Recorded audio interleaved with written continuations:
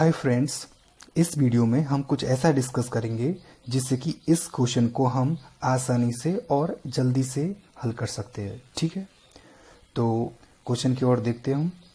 Question में दिया हुआ है कि यदि एक संख्या दूसरी संख्या से 25% अधिक है तो बताइए दूसरी संख्या पहली संख्या से कितनी प्रतिशत कम है। ठीक है, तो इस क्वेश्चन में हमें एक्चुअली यही बताना है कि दूसरी संख्या पहली संख्या से कितनी प्रतिशत कम है। ठीक है, तो इस क्वेश्चन को हम स्टार्ट करते हैं। ठीक है, अब देखिए इसमें दिया हुआ है 25% अधिक है ना, तो 25%, इसके साथ साथ में हमको फ्रैक्शन का भी यूज करना होगा, जैसे कि 25% है, इसको हम फ्रैक्शन में इसका मान होता है 1/4। ठीक है, देखिए ये मैं ऐसा मान रहा हूं कि ये आपको पता होगा। ठीक है, अगर नहीं पता हो तो कमेंट करना। ठीक है, बताना, हम फिर इसके लिए एक सेपरेट वीडियो बना सकते हैं। ठीक है, तो अब इसमें ये दिया हुआ, इस पार्टिकुलर केस में दिया हुआ है कि अधिक है, तो इस केस में जब अधिक दिया हो तो इसमें क्या करते हैं, जो बेस होता है फ्रैक्शन का इसमें, तो इसको न्यूमरेटर में ऐड कर देते हैं। ठीक है, तो इससे जो नेक्स्ट बनती है रिक्वायर्ड फ्रैक्शन वो हो जाएगी अपनी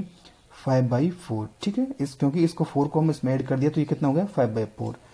अब देखिए अब यहाँ पर हम इसको मान सकते हैं पहली संख्या हो गई है और ये यहाँ पर हो जाती है दूसरी संख्या। ठीक है, अब बताइए मुझे दूसरी संख्या पहली संख्या से कितनी कम है, यानी कि 1 यूनिट कम है।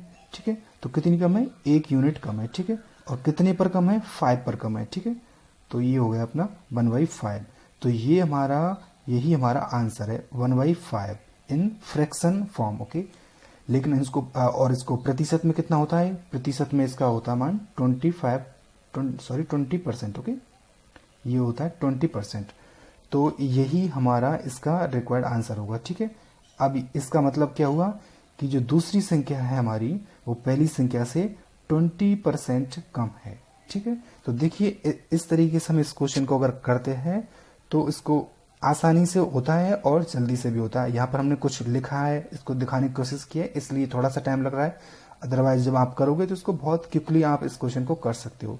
एक और एग्जांपल लेते हैं। देखो इसके लिए हमने इसमें देखो क्वेश्चन बिल्कुल एग्जैक्टली वही है, बस इसमें वैल्यू को चेंज किया मैंने। ठीक है, तो लेकिन इस बार हम इसको डायरेक्ट करेंगे। ठीक है ना, इसको सब कुछ समझा के नहीं करेंगे।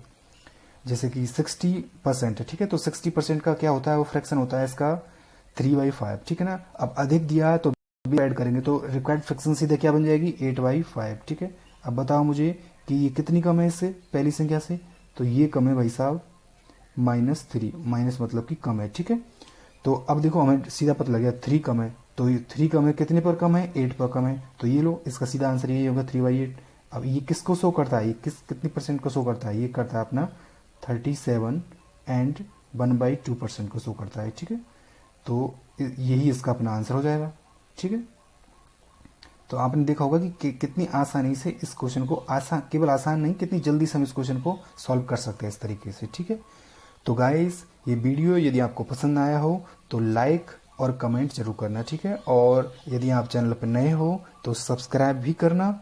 And thanks for watching this video.